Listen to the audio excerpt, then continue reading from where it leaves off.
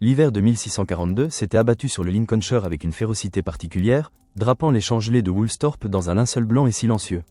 À l'intérieur d'une modeste ferme de pierre, où les courants d'air mordaient à travers les interstices des murs anciens, un cri ténu déchira le silence lugubre de Noël. Anna Escoff Newton, épuisée, venait de donner naissance à un enfant si frêle, si minuscule, qu'il semblait à peine capable de défier la morsure du froid qui s'infiltrait jusque dans la pièce. Il tenait dans une pinte, disait-on plus tard, une rumeur murmurée avec une pointe d'incrédulité et de respect. Son père, un fermier nommé Isaac comme lui, avait été emporté par la maladie quelques mois auparavant, laissant sa jeune veuve face à la dureté de l'existence et à la fragilité de cette nouvelle vie. Le nouveau-né, Isaac, respirait avec difficulté, sa peau fine et transparente tirant sur le violet sous la lumière vacillante d'une chandelle. L'odeur âcre du foin mêlée à celle du bois de cheminée consumé emplissait la pièce, un parfum rustique et brut qui serait le premier ancrage sensoriel de son existence. Anna, le visage marqué par l'épreuve, le regardait avec un mélange d'amour maternel et d'une anxiété profonde. Elle savait que la survie de ce petit être serait un combat acharné contre les éléments, contre le destin. Les jours suivants furent une lutte silencieuse, chaque respiration de l'enfant étant un petit miracle. Il n'y avait pas de fanfare, pas de réjouissance bruyante pour sa venue au monde, juste le murmure du vent glacial autour de la ferme et le battement lent, mais persistant, d'un cœur minuscule. Les premières années d'Isaac furent imprégnées de cette solitude originelle. La ferme, isolée au milieu des terres agricoles, était un monde en soi, peuplé des bruits du vent, du bêlement des moutons et du craquement des poutres sous le poids des années. Sa mère, une femme pragmatique et forte, se remaria lorsqu'Isaac eut 3 ans. Le nouveau mari, le révérend Barnabas Smith, apporta avec lui non pas une chaleur familiale, mais une distance, une barrière invisible. Anna déménagea dans le presbytère voisin, confiant le jeune Isaac à sa grand-mère maternelle. Ce départ fut une cicatrice profonde, une blessure d'abandon qui ne guérirait jamais complètement. Le souvenir des mains de sa mère s'éloignant, l'écho de ses pas s'estompant dans la cour de la ferme, imprégna son âme d'une mélancolie tenace. Dans l'austérité de Woolsthorpe, privé de l'affection maternelle directe et sans la présence d'un père, le jeune Isaac se réfugia dans son monde intérieur. Il n'était pas un enfant comme les autres, ne se mêlant guère au jeu des autres villageois, préférant la compagnie silencieuse des objets et des mécanismes. Ses mains, si petites et fines à la naissance, devinrent étonnamment habiles. Il passait des heures à observer les moulins à vent du voisinage, fasciné par la logique implacable de leurs engrenages, la manière dont le vent invisible se transformait en mouvement visible. Il construisit ses propres maquettes, des horloges rudimentaires moesses par l'eau, des cadrans solaires avec une précision déjà étonnante pour son âge. Chaque rouage, chaque levier, chaque ombre projetée par le soleil était une énigme à déchiffrer, un secret à percer. Le bois brut de ses créations, l'odeur de la sève et de la terre, le grincement des pièces assemblées étaient l'essence de son apprentissage précoce. Il cherchait déjà un ordre, une harmonie sous le chaos apparent du monde, sans le savoir, il défrichait les chemins de sa future pensée. Son oncle maternel, William Escoff, un clerc érudit et observateur, fut le premier à discerner l'étincelle d'une intelligence extraordinaire derrière l'apparente timidité du garçon. Il remarqua l'acuité de son regard, la profondeur de ses questions, la persévérance avec laquelle il s'attaquait à des problèmes complexes. C'est grâce à son intervention qu'Isaac, à l'âge de 19 ans, quitta le monde familier et solitaire de Woolsthorpe pour la prestigieuse université de Cambridge. Le voyage fut une révélation. Les chemins de terre battus firent place à des routes plus larges, les fermes isolées à des villages plus animés, et enfin, la majesté imposante des bâtiments de Cambridge se dressa devant lui. L'air y était différent, plus dense, imprégné de l'odeur des livres anciens, du charbon de bois et de l'humidité des pierres séculaires. Le Trinity College, avec ses cours pavés, ses chapelles gothiques et ses bibliothèques immenses, fut pour lui un choc sensoriel et intellectuel. L'architecture imposante, les vitraux colorés filtrant la lumière en motifs complexes, le murmure constant des étudiants et des professeurs, tout cela contrastait violemment avec la simplicité austère de son enfance. Au début, il se sentit perdu, un provincial gauche et silencieux parmi l'élite intellectuelle. Mais très vite, la bibliothèque devint son sanctuaire, un refuge plus vaste et plus riche que n'importe quel champ de Woolsthorpe. Les rayonnages s'étendaient à l'infini, chargés de volumes poussiéreux, chacun recelant des mondes de connaissances. L'odeur du vieux papier, de l'encre séchée, du cuir relié devint l'air qu'il respirait. Il dévorait les œuvres d'Euclide, de Descartes, de Kepler et de Galilée, leur logique et leur audace résonnant profondément en lui. Il passait des nuits entières à la lueur vacillante des chandelles, penché sur des diagrammes complexes, griffonnant des notes sur les marges, son esprit s'enflammant à chaque nouvelle découverte. Ses yeux brûlaient, mais son âme était en paix, comme si chaque page tournée révélait une parcelle de l'ordre divin qu'il avait toujours pressenti. La solitude, qui avait été une affliction, devint une condition nécessaire à cette exploration effrénée. Le monde des idées était infini, et il avait enfin trouvé sa véritable demeure. Puis vint l'année de la Grande Peste, 1665. Cambridge se vida, les étudiants et les professeurs fuyant la menace invisible qui planait sur la ville. Isaac fut contraint de retourner à Woolsthorpe, le lieu de son enfance solitaire. Ce retour forcé, loin de ralentir son élan intellectuel, le propulsa dans une frénésie créative sans précédent. La ferme, jadis un lieu d'isolement et de mélancolie, devint un laboratoire à ciel ouvert, un atelier mental où les lois de l'univers semblaient se dévoiler à lui, une par une. L'air pur de la campagne, le silence profond, seulement rompu par le chant des oiseaux ou le vent dans les arbres, favorisait une concentration absolue. C'est là, sous le pommier qui se dressait dans le verger, que la légende veut qu'une pomme soit tombée, non pas comme un simple fruit, mais comme une révélation. Peu importe la véracité de l'anecdote, l'idée de la gravitation universelle germa dans son esprit avec une force irrépressible. Il ne s'agissait pas seulement de la chute d'une pomme, mais de la question fondamentale. Pourquoi la Lune ne tombait-elle pas sur la Terre? Pourquoi les planètes restaient-elles en orbite? La réponse, il la chercha dans les équations, dans la danse complexe des chiffres et des symboles. Son esprit, affûté par des années de solitude studieuse, traçait des courbes, calculait des forces, et peu à peu, les lois du mouvement et de l'attraction universelle prirent forme sous sa plume. Le monde, tel qu'il était perçu, se transforma sous ses yeux, révélant une mécanique céleste d'une beauté et d'une précision inouïe. Pendant ces années miraculeuses, comme on les appellerait plus tard, son génie explosa dans plusieurs directions simultanément. Il développa les prémices du calcul infinitésimal, un outil mathématique révolutionnaire qui lui permettrait de décrire le mouvement et le changement avec une exactitude sans précédent. Les pages de ses carnets se remplissaient de symboles étranges, de dérivés et d'intégrales, le langage d'un nouvel univers mathématique. L'encre de sa plume raclait le papier avec une urgence frénétique, chaque formule étant une pierre ajoutée à l'édifice de sa compréhension. L'optique fut un autre domaine où sa curiosité insatiable le mena à des découvertes fondamentales. Il utilisa des prismes pour décomposer la lumière blanche en son spectre de couleurs, montrant que la lumière n'était pas une entité homogène, mais un mélange de teintes diverses. L'émerveillement de voir un rayon de lumière se transformer en un arc-en-ciel miniature dans son humble chambre était une joie pure, une confirmation que le monde recelait des beautés cachées, attendant d'être révélées par l'observation et la raison. Les rayons de soleil traversant les fenêtres de sa chambre, le scintillement des cristaux, les couleurs éphémères dans l'air, tout était matière à exploration. Mais ce n'était pas tout. Dans le silence de Woolsthorpe, loin des regards indiscrets, Isaac commença également à explorer des territoires plus obscurs et plus controversés, l'alchimie et la théologie. Ses premières notes alchimiques, griffonnées à la hâte dans des marges de livres ou sur des feuillets volants, trahissaient une fascination pour la transformation de la matière, pour la recherche de la pierre philosophale, non pas pour l'or en soi, mais pour les secrets de la nature qu'elle promettait de révéler.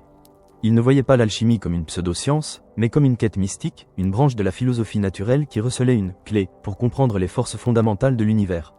L'odeur de soufre et d'autres réactifs, même s'il ne les manipulait pas encore avec la même intensité que plus tard, commença à imprégner son imagination. Parallèlement, ses réflexions théologiques s'intensifiaient. Il se plongeait dans les Écritures, non pas avec la dévotion aveugle d'un fidèle, mais avec la rigueur d'un mathématicien cherchant des schémas, des codes, des vérités cachées dans les textes sacrés. Il commença à remettre en question certains dogmes établis, notamment la doctrine de la Trinité, y voyant une altération des vérités originelles. Ses pensées, potentiellement hérétiques, furent consignées avec une discrétion extrême, comme des trésors dangereux qu'il ne fallait pas révéler au monde. L'exaltation intellectuelle de ces années fut immense, un sentiment d'être sur le point de percer les secrets les plus profonds de l'univers, mais elle était mêlée à une anxiété latente, celle de la maladie qui menaçait, et celle de l'isolement social que ses idées hétérodoxes pourraient lui valoir. Il était seul, face à l'immensité de sa découverte et à la grandeur de son secret. En 1667, la peste ayant reculé, Isaac Newton retourna à Cambridge. La ville retrouvait son effervescence intellectuelle, mais pour lui, le retour fut teinté d'une nouvelle assurance.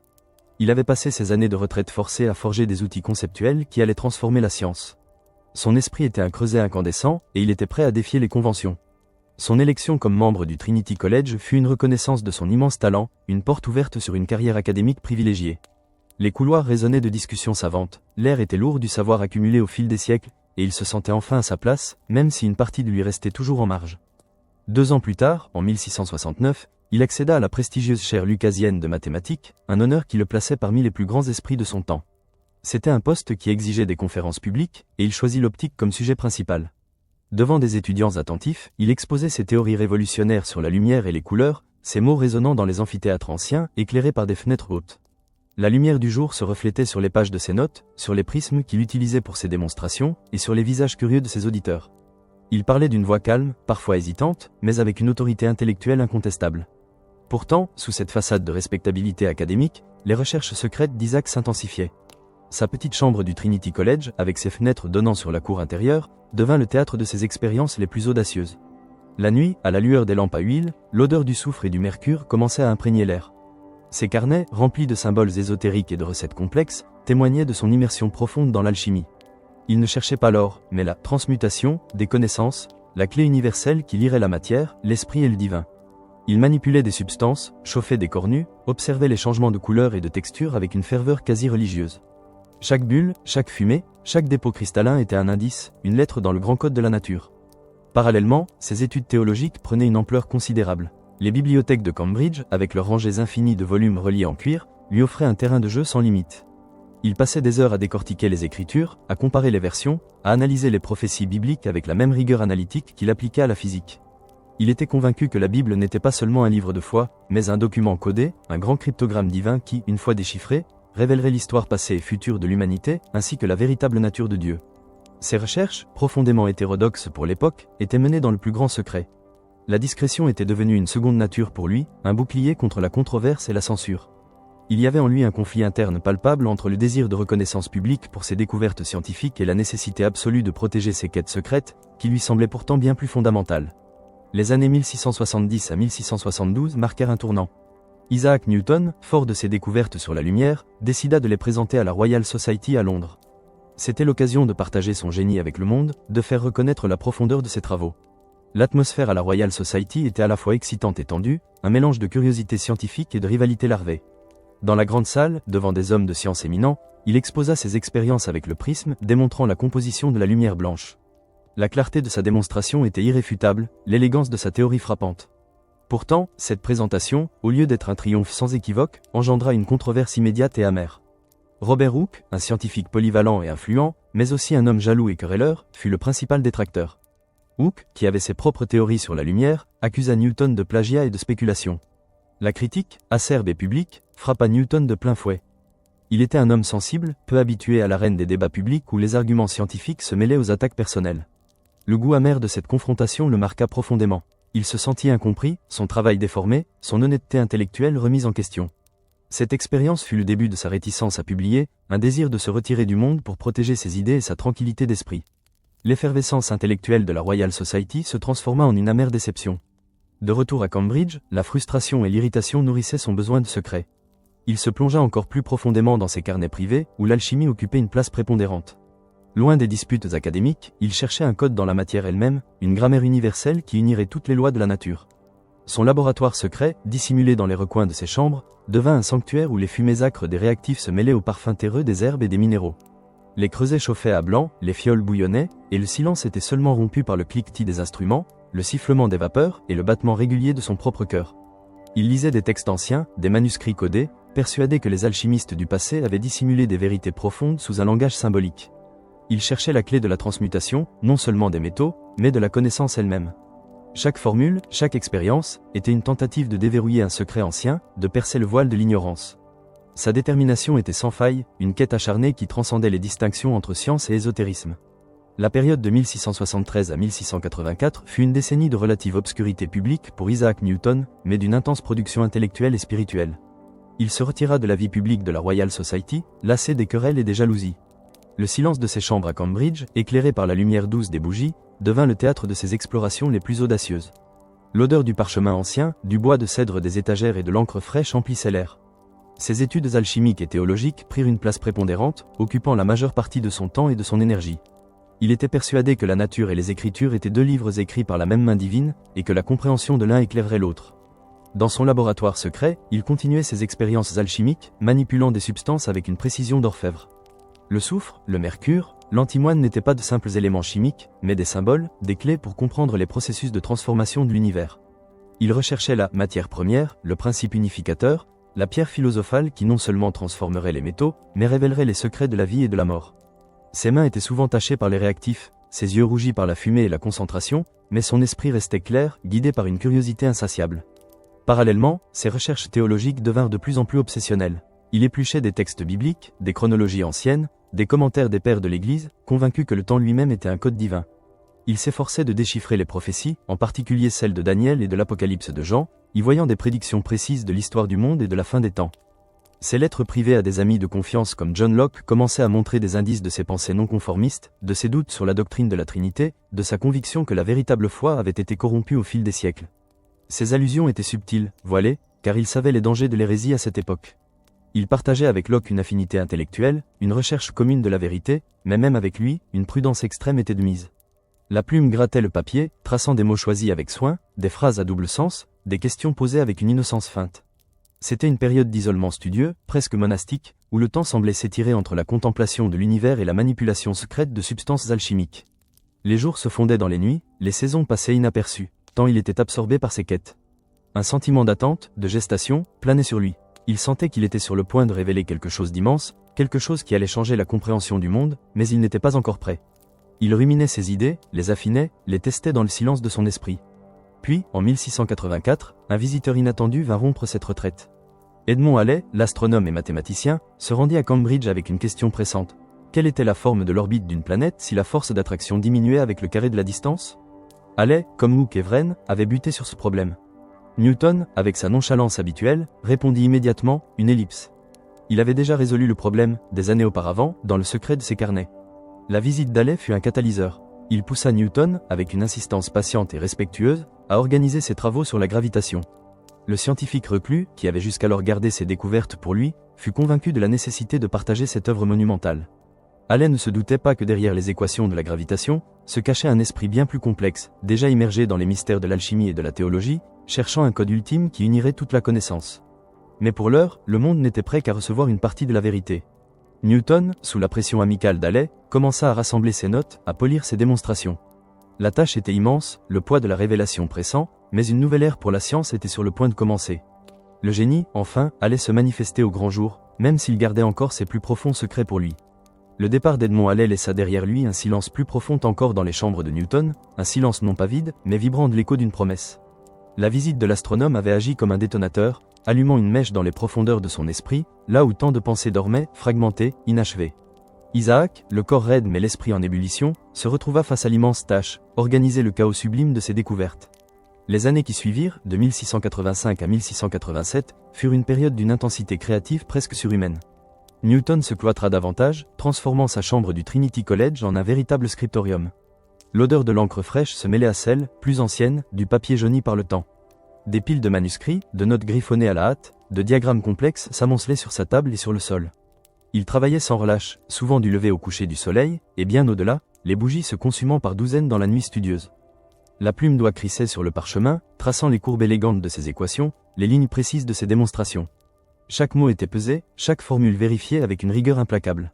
Il s'agissait de donner forme au monde, de le réduire à des principes universels, élégants et mathématiquement vérifiables. La gravitation, cette force invisible qui liait les planètes aux étoiles et les pommes à la Terre, devint le cœur de son œuvre. Il ne se contentait pas de décrire le mouvement, il en expliquait la cause, offrant une vision du cosmos d'une cohérence et d'une puissance inégalée. L'air, dans la pièce, semblait s'épaissir de la concentration de son esprit, les ombres dansaient sur les murs, projetées par le mouvement de sa main, comme des fantômes de pensée qui prenaient vie. Pourtant, au-delà de la satisfaction intellectuelle de voir son grand œuvre prendre forme, une tension sous-jacente persistait. Newton était un homme profondément religieux, convaincu que la science était un moyen de sonder l'esprit de Dieu. Mais ses découvertes, aussi révolutionnaires fussent-elles, ne pouvaient pas, ou ne devaient pas, porter l'intégralité de ses convictions. Les Philosophiae Naturalis Principia Mathematica étaient une œuvre de science pure, et il savait que ses interrogations métaphysiques, ses réflexions théologiques non conformistes, n'avaient pas leur place dans ce cadre. Il devait les dissimuler, les envelopper dans des allusions subtiles, des silences éloquents, des remarques prudentes sur le rôle de la providence divine. Il y avait dans son écriture une danse délicate entre la clarté mathématique et la prudence théologique. Chaque fois qu'il abordait la notion d'un premier moteur ou de la manière dont la gravité agissait à distance, il sentait le besoin de ménager les susceptibilités, de ne pas s'aventurer trop loin sur le terrain miné de la métaphysique spéculative. Ses yeux, souvent rougis par le manque de sommeil, scrutaient les pages, cherchant non seulement la justesse scientifique, mais aussi le juste équilibre, le mot qui suggérerait sans jamais affirmer. La pression de la publication était immense, non seulement pour la validité de ses théories, mais aussi pour la survie de ses propres croyances, qu'il gardait jalousement secrètes. Il était fier de son travail, une fierté immense et légitime, mais cette fierté était tempérée par une anxiété résiduelle, la peur que son chef-d'œuvre ne soit mal interprété, que ses intentions profondes ne soient pas comprises, ou pire, qu'elles soient révélées et condamnées. Le mois de juillet 1687 vit enfin la publication des Principia. Le monde scientifique reçut l'œuvre avec un mélange d'émerveillement et de stupéfaction. C'était un monument, une cathédrale de la pensée, qui redéfinissait la compréhension de l'univers. Newton, cependant, resta à Cambridge, loin des acclamations initiales, épuisé mais avec le sentiment d'avoir accompli une tâche colossale. L'odeur de l'encre fraîche des premiers exemplaires qui lui parvinrent, le poids du volume dans ses mains, tout cela était la matérialisation d'années de travail acharné, de solitude et de génie. Mais il savait que le monde n'avait vu qu'une partie de lui, la partie qu'il avait bien voulu montrer. Le reste, le code caché, demeurait enfoui, attendant son heure. La fin des années 1688 et 1689 fut marquée par des bouleversements politiques majeurs en Angleterre. La Révolution glorieuse renversa Jacques II et installa Guillaume d'Orange et Marie sur le trône. Cambridge, comme le reste du pays, fut traversé par des vents de changement.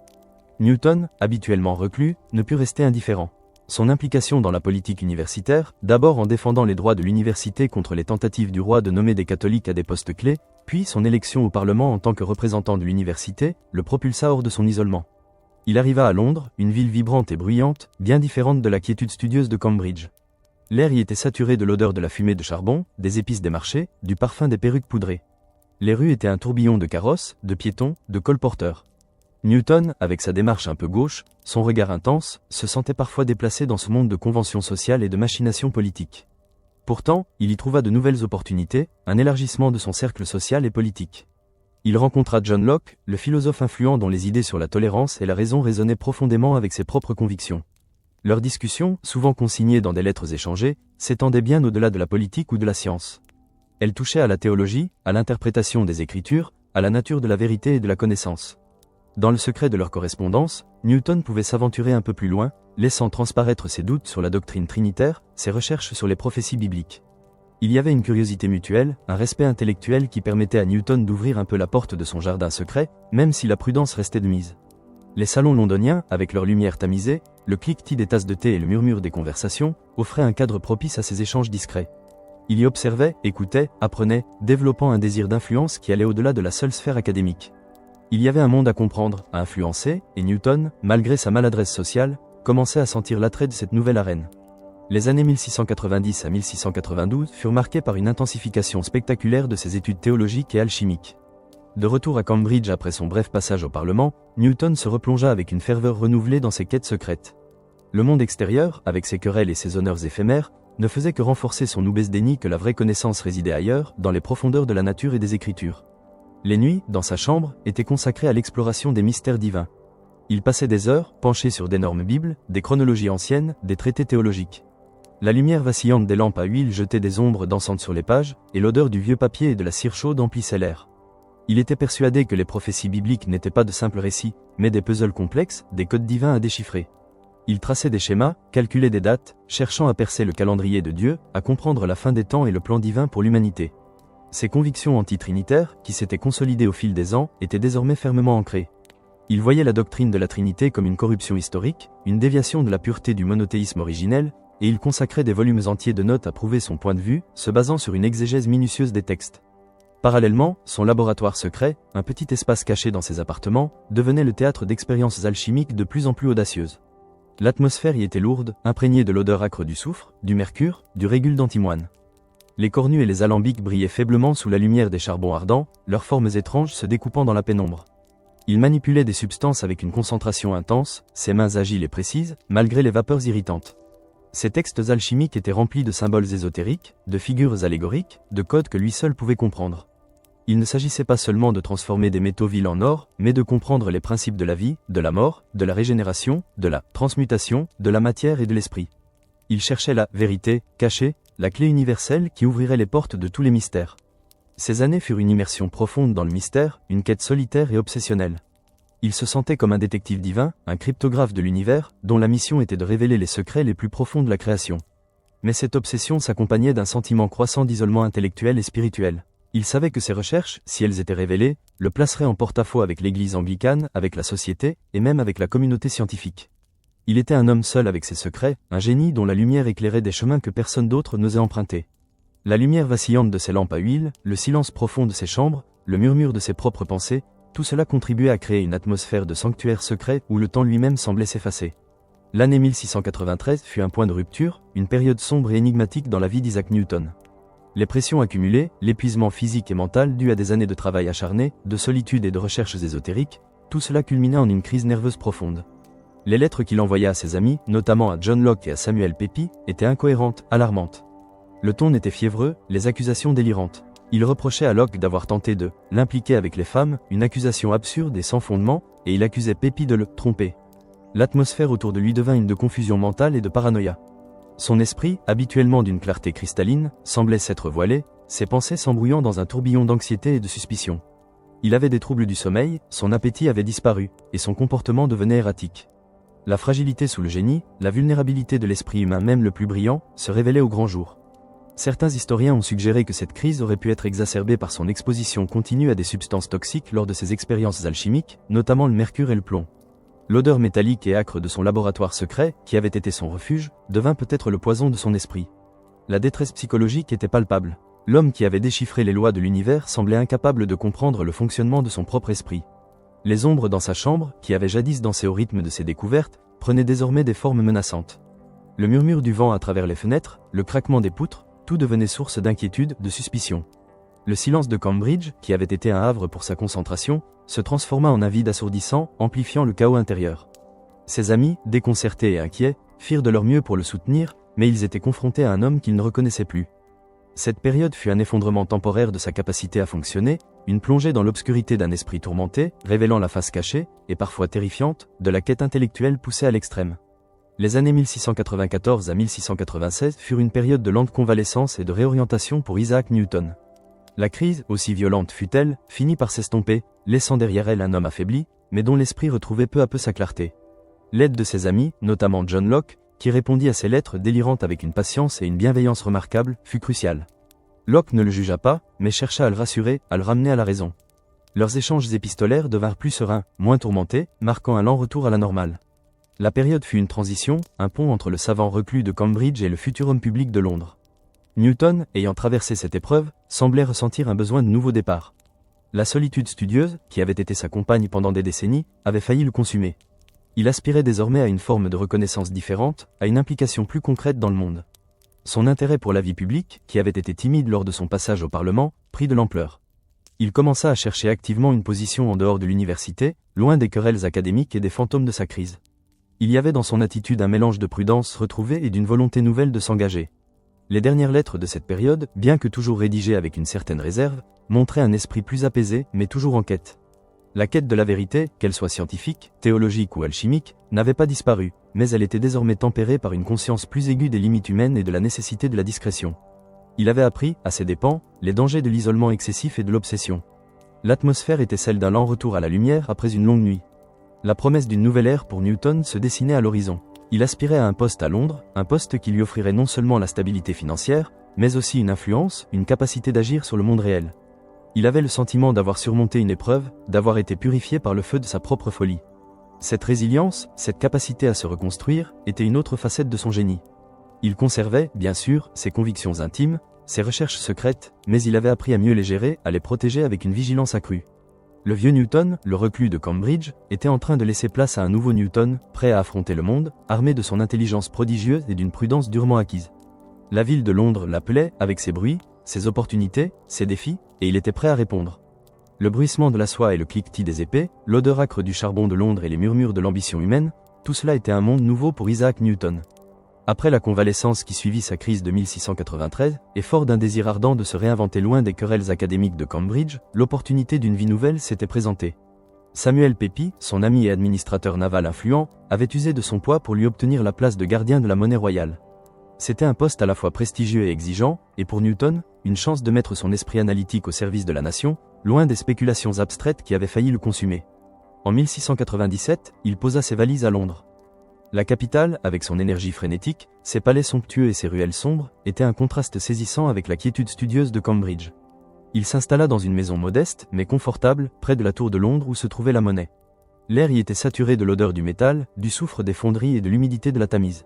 Le bruit incessant des marteaux et des presses, le tintement des pièces, le brouhaha des ouvriers et des gardes, tout cela constituait une symphonie industrielle nouvelle pour ses oreilles habituées au silence des bibliothèques. Newton se jeta dans cette nouvelle tâche avec une ferveur quasi religieuse. La réforme monétaire était un enjeu crucial pour l'Angleterre, minée par la contrefaçon. Des pièces rognées, des faux monnayeurs audacieux, des fraudes à grande échelle menaçaient la stabilité économique du royaume. Pour Newton, c'était un problème à résoudre, un code à déchiffrer, non pas dans les étoiles ou les manuscrits alchimiques, mais dans le flux et le reflux de l'économie. Il appliqua à cette tâche la même rigueur, la même minutie, la même détermination implacable qu'à ses recherches scientifiques. Ses yeux perçants, habitués à distinguer les nuances infinitésimales de la lumière, se posèrent désormais sur les défauts d'une pièce, la texture d'un faux lingot, les moindres traces d'une escroquerie. Il passa des jours et des nuits à inspecter les ateliers, à interroger les ouvriers, à mettre au point de nouvelles techniques de fabrication pour rendre la contrefaçon plus difficile. Ces lettres officielles de cette période, rédigées d'une plume ferme et précise, témoignaient d'une efficacité remarquable. Elles traçaient des plans d'action, donnaient des ordres concis, exigeaient des comptes avec une autorité inébranlable. Les contrefacteurs, habitués à une justice laxiste, découvrirent en Newton un adversaire redoutable. Il n'hésitait pas à se déguiser pour infiltrer les bas-fonds de Londres, à interroger des informateurs, à monter des opérations de police. Les prisons de Newgate se remplirent de ces criminels, et la potence devint une vision plus fréquente aux abords de Tyburn. La face sombre de la justice se révélait à lui, et il l'embrassait avec une froide détermination, convaincu de servir l'ordre et la prospérité. Le cri des condamnés, le grincement de la corde, le silence qui suivait, étaient des sons qui, étrangement, ne semblaient pas l'ébranler. Il était le bras armé de la raison contre le chaos. En 1699, sa diligence et son succès furent récompensés par sa promotion au poste de maître de la monnaie. C'était une position d'une influence considérable, lui conférant une richesse et un pouvoir sans précédent. Il était désormais un homme d'État respecté, une figure publique dont l'autorité dépassait largement le cercle des savants. Il goûtait à ce sentiment d'accomplissement dans le monde matériel, à cette satisfaction de servir l'État avec une efficacité incontestable. Pourtant, sous cette façade de respectabilité et d'engagement civique, le jardin secret d'Isaac Newton continuait de fleurir, plus farouchement protégé que jamais. Les nuits londoniennes, loin des bruits de la monnaie, le retrouvaient penché sur ses manuscrits, la lueur d'une chandelle dansant sur les pages de ses recherches alchimiques et théologiques. Ses lettres privées, contrastant avec la clarté de ses missives officielles, étaient remplies d'allusions ésotériques, de calculs prophétiques, de réflexions sur la nature de Dieu et de l'univers. Le soufre, le mercure, les symboles hermétiques continuaient d'emplir ses cahiers, preuve silencieuse d'une quête intérieure qui ne s'était jamais interrompue. Il était le jour, le maître de la monnaie, l'homme de raison. Il était la nuit, l'alchimiste, le théologien hétérodoxe, le chercheur d'un code divin universel. L'année 1700, pivotante et pleine de promesses, trouva Isaac Newton à l'apogée de sa carrière publique. Maître de la monnaie, il avait consolidé la stabilité financière de l'Angleterre, sa réputation était impeccable, son influence immense. Mais loin des salons et des bureaux de la tour, son esprit, toujours en ébullition, était absorbé par des quêtes bien plus secrètes et ardentes. La tension entre sa façade respectable et son monde intérieur était palpable, une corde tendue entre deux abysses. C'est à cette époque que sa correspondance avec Nicolas Facio de Dhuillier, un jeune mathématicien suisse d'une intelligence fulgurante, devint particulièrement révélatrice. Facio, plus jeune que Newton de 30 ans, était devenu bien plus qu'un simple collaborateur. Il était son confident, le rare individu avec qui Newton osait partager les méandres les plus complexes de son esprit. Leurs lettres, échangées sous le sceau d'une intimité intellectuelle profonde, n'étaient pas de simples discussions académiques. Elles étaient des fenêtres ouvertes sur les préoccupations les plus intimes de Newton. Ses recherches eschatologiques, ses interprétations non conformistes de la Bible, ses dernières tentatives de déchiffrer les secrets alchimiques. Dans le cabinet d'études de sa maison londonienne, à l'abri des regards indiscrets, Newton se penchait sur ses missives. L'air y était lourd de l'odeur du vieux papier, de l'encre et parfois, de la réminiscence des vapeurs alchimiques qui s'échappaient de son laboratoire attenant. Le murmure des lettres échangées remplissait le silence, non pas de mots audibles, mais de la résonance des pensées partagées. Il y avait dans leurs écrits des phrases codées, des allusions subtiles à des concepts qu'il était dangereux d'exprimer ouvertement. Facio était l'un des rares à comprendre le langage hermétique et les symboles alchimiques que Newton parsème dans ses notes privées. Il était le réceptacle de ses prédictions sur la fin des temps, de ses calculs complexes basés sur les prophéties de Daniel et de l'Apocalypse, de ses certitudes quant à la corruption du christianisme primitif par la doctrine trinitaire. Pour Newton, Facio n'était pas seulement un ami, c'était un miroir, un compagnon d'âme qui comprenait l'urgence de percer ces derniers mystères. Il y avait un sentiment d'urgence intense, une conviction que le temps était compté, que la révélation des vérités divines et naturelles était imminente. La solitude, qui avait toujours été sa compagne, était désormais partagée, créant un lien unique et fragile. Mais cette communion intellectuelle s'accompagnait d'une anxiété constante. La divulgation de ses idées potentiellement hérétiques aurait pu détruire sa carrière, sa réputation, et même le mener à la persécution. Chaque mot écrit, chaque formule alchimique griffonnée, chaque interprétation biblique non conformiste était un risque, un pas de plus sur un chemin dangereux. L'encre de sa plume raclait le papier avec une fébrilité contenue, traçant des symboles, des chiffres, des lettres qui, pour un œil non averti, auraient semblé incohérents, mais qui pour Facio et lui, formaient un grand cryptogramme de l'univers. Newton vivait alors dans cette dualité constante. Le jour, le maître respecté de la monnaie, le soir, le chercheur obsessionnel, le prophète secret, déchiffrant les codes divins à la lueur des chandelles, partageant ses visions avec le seul homme capable de les comprendre, le murmure de leurs lettres résonnant dans l'air des cabinets d'études, lourds de secrets et de spéculations. Les années qui suivirent, de 1702 à 1704, virent la consécration publique d'Isaac Newton, mais aussi la continuation subtile de ses quêtes secrètes. En 1703, il fut élu président de la Royal Society, la plus haute distinction que la science anglaise put offrir. L'aura de prestige et d'autorité scientifique qui l'entourait était immense. Lors des réunions, les scientifiques les plus éminents d'Angleterre se rangeaient sous sa bannière, écoutant ses discours avec respect, même si une certaine déférence teintée de crainte planait dans l'air. Il siégeait au bout de la grande table, son regard perçant balayant l'assemblée, ses mots empreints d'une autorité incontestable. Le bruissement des robes savantes, les murmures des discussions, tout cela formait le décor de son règne sur la science britannique. Mais c'est en 1704 que Newton dévoila, avec une ruse subtile, une partie de son code caché, au grand public, sans jamais en révéler l'ampleur. Il publia l'édition latine de son œuvre sur l'optique, les Optics, un chef-d'œuvre scientifique qui détaillait ses expériences sur la lumière et les couleurs. L'œuvre était un triomphe de la raison et de l'observation, mais c'est dans la section finale, les fameuses queries, que Newton glissa des indices de ses recherches plus ésotériques. Ces questions, formulées avec une prudence académique, abordaient la nature de la matière, l'existence d'un éther subtil, et surtout, la force divine qui animait l'univers. N'est-il pas évident qu'il y a un agent incorporel, intelligent, omniprésent, qui, dans l'espace infini, voit les choses dans leur essence intime, et les arrange de la manière la plus convenable à sa propre volonté? Ces mots, imprimés en latin dans un ouvrage scientifique reconnu, étaient sa manière de suggérer l'existence d'une force divine active, d'un Dieu qui n'était pas seulement un horloger ayant réglé le monde une fois pour toutes, mais un acteur constant dans la nature. C'était un aperçu de sa théologie non conformiste, de sa croyance en un Dieu unitaire et omniprésent, sans toutefois s'aventurer dans les eaux dangereuses de l'antitrinitarisme. Le papier, frais d'impression, sentait l'encre et le savoir, et ces queries étaient des messages dans une bouteille, jetés à la mer des esprits curieux, attendant d'être déchiffrés. Pourtant, cette reconnaissance publique et cette subtile révélation n'apaisaient pas toutes les tensions.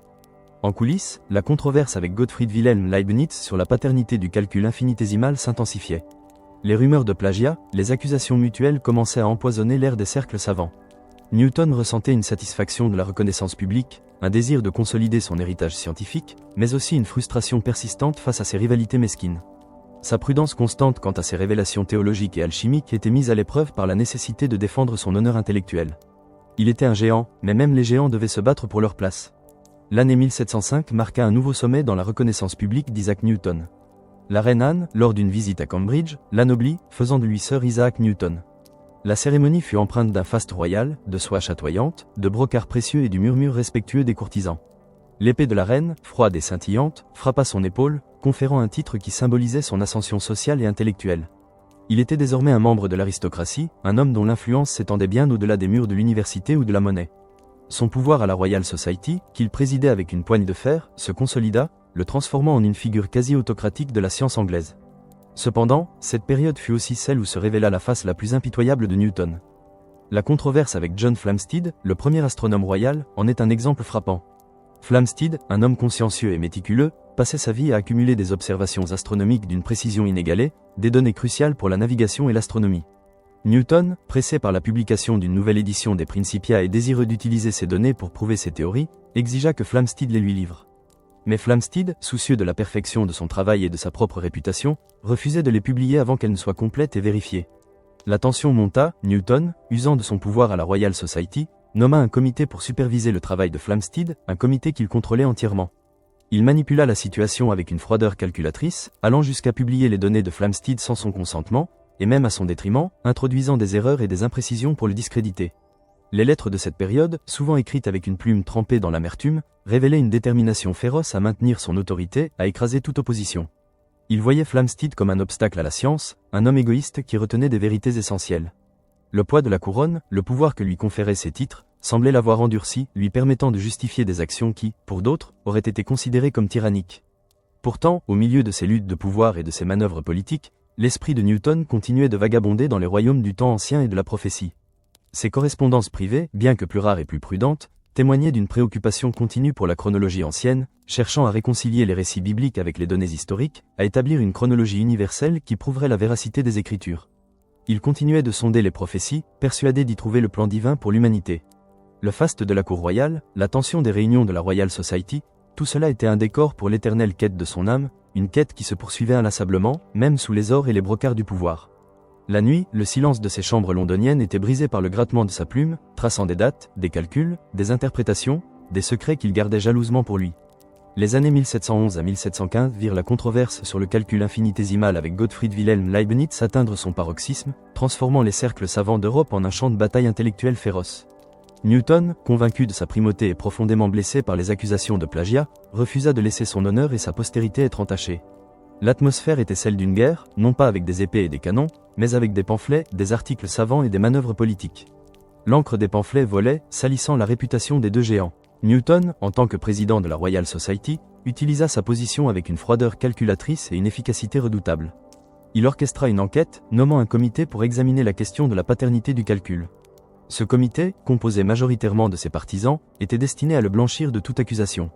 Il dirigea les délibérations en coulisses, s'assurant que le rapport final, publié sous le nom de Commercium Epistolicum, conclurait sans équivoque à sa primauté, dépeignant Leibniz comme un plagiaire ou, au mieux, comme un découvreur tardif. Leibniz, isolé et sans le même réseau de pouvoir en Angleterre, fut écrasé par la machination. L'affaire laissa une cicatrice profonde dans la communauté scientifique et empoisonna la relation entre les savants anglais et continentaux pendant des décennies. Cette période révéla la face sombre du génie de Newton, un homme prêt à tout pour défendre sa primauté intellectuelle. Sa combativité était farouche, sa volonté de faire. Il ne tolérait aucune remise en question de ses découvertes, aucune ombre sur sa réputation. Ses lettres privées de cette époque, si elles étaient lues aujourd'hui, révéleraient une paranoïa croissante, une froideur calculatrice. Elles contenaient des auto-justifications détaillées, des critiques acerbes de ses adversaires, des arguments méthodiquement construits pour démolir la crédibilité de Leibniz. Il était persuadé d'être dans son bon droit, que la vérité était de son côté, et que toute opposition n'était que jalousie ou malveillance. Le silence de son cabinet, où il rédigeait ses missives implacables, était celui d'un stratège en pleine bataille, chaque mot une flèche décochée avec précision. Le poids de la réputation était immense pour Newton. Il avait bâti un empire intellectuel, et il ne permettrait à personne de le démanteler. La controverse sur le calcul, bien qu'intellectuelle, était devenue une affaire personnelle, une lutte pour l'honneur et la postérité. Il en sortit victorieux, mais à quel prix ? Le génie, dans sa quête de reconnaissance et de suprématie, avait montré une facette impitoyable, une capacité à manipuler et à détruire qui contrastait étrangement avec l'image du savant serein et contemplatif. Cette période marqua un point culminant dans l'exercice de son pouvoir, une démonstration éclatante de la manière dont il pouvait utiliser sa position pour façonner la vérité à son avantage. Le code caché ne concernait plus seulement les mystères de l'univers, mais aussi les arcanes du pouvoir et de la réputation, des codes que Newton maîtrisait désormais avec une efficacité glaçante. Le poids des ans se faisait sentir sur Sir Isaac Newton, mais son esprit, tel un feu couvant sous la cendre, refusait de s'éteindre. Les années s'égrenaient, de 1716 à 1719, et chaque jour apportait son lot de douleurs articulaires, de raideurs matinales, de la vision qui se troublait parfois sous la lumière crue des fenêtres londoniennes. Pourtant, à la Monnaie Royale, son efficacité restait légendaire. Les ouvriers, les surveillants, tous tremblaient sous le regard perçant de leur maître, dont l'autorité n'avait pas faibli. Le cliquetis incessant des pièces, le vrombissement des machines à frapper, l'odeur métallique du cuivre et de l'argent, tout cela était le décor de sa vie publique.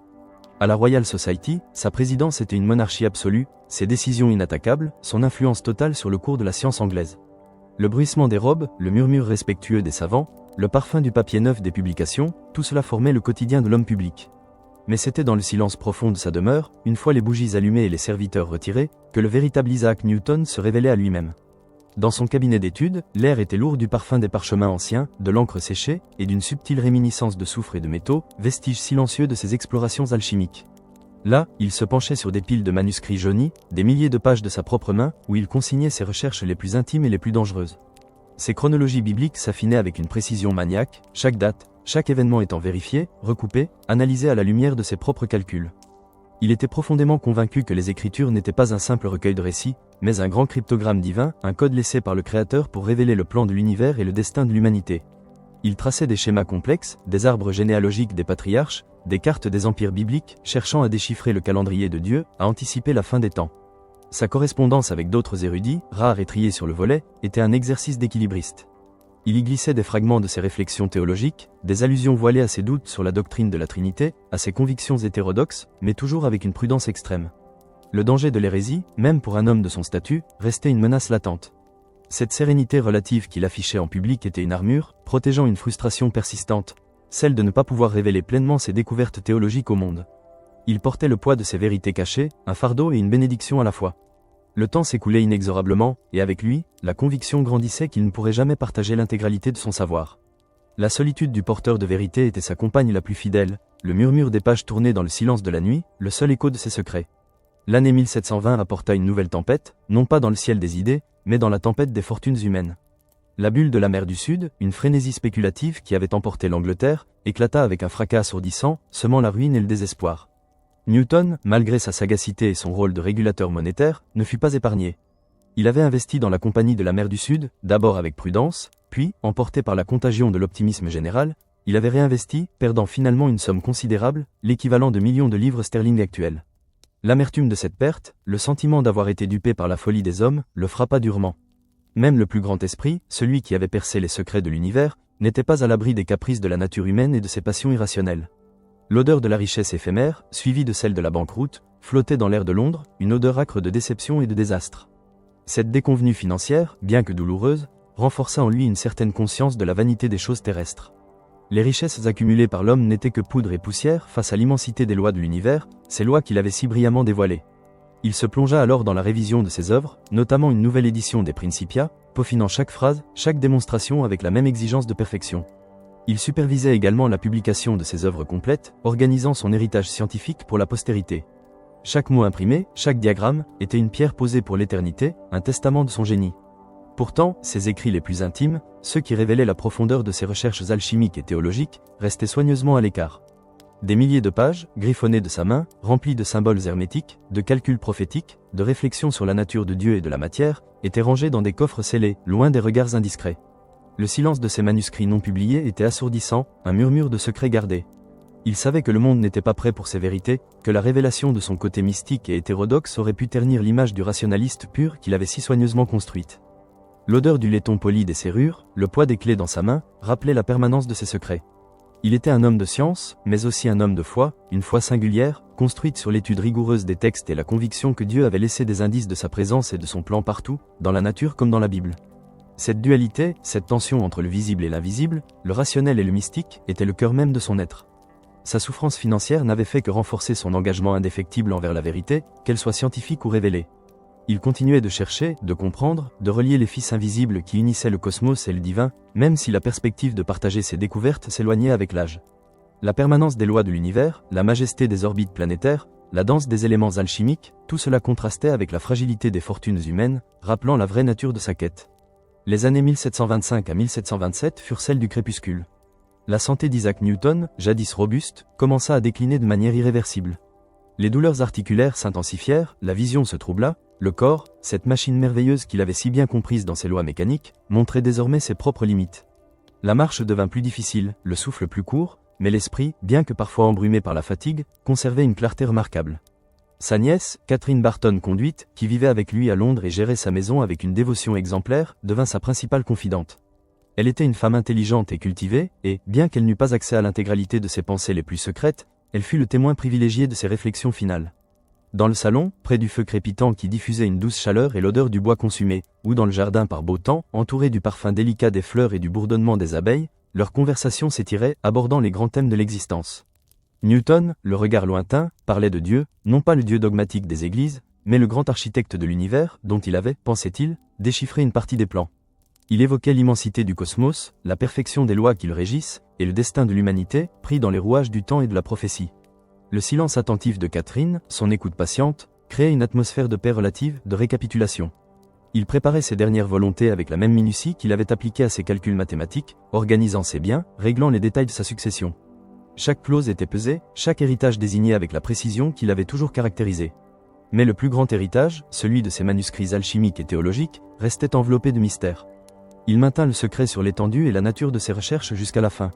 Le poids de ses secrets était une partie intégrante de son être, un fardeau qu'il était résolu à emporter avec lui. Il savait que ses écrits étaient trop dangereux, trop explosifs pour être révélés de son vivant. Le murmure des pages manuscrites, le frottement des parchemins dans les coffres scellés, étaient les sons de son héritage invisible. Il acceptait la mort avec une sérénité presque scientifique, comme une autre loi naturelle à laquelle même les génies devaient se soumettre. Il avait vécu une vie d'une richesse intellectuelle inégalée, explorant les confins du savoir humain, du visible à l'invisible. Un sentiment de satisfaction, teinté d'un regret persistant, l'habitait. Le regret de ne pas avoir pu partager toutes ces vérités avec le monde, de ne pas avoir pu achever le grand œuvre de la réconciliation de la science et de la foi, tel qu'il l'avait conçu. Les dernières lueurs d'un esprit lumineux s'éteignaient doucement, mais le mystère qui planait sur son héritage, sur ce code caché, restait entier, attendant son heure.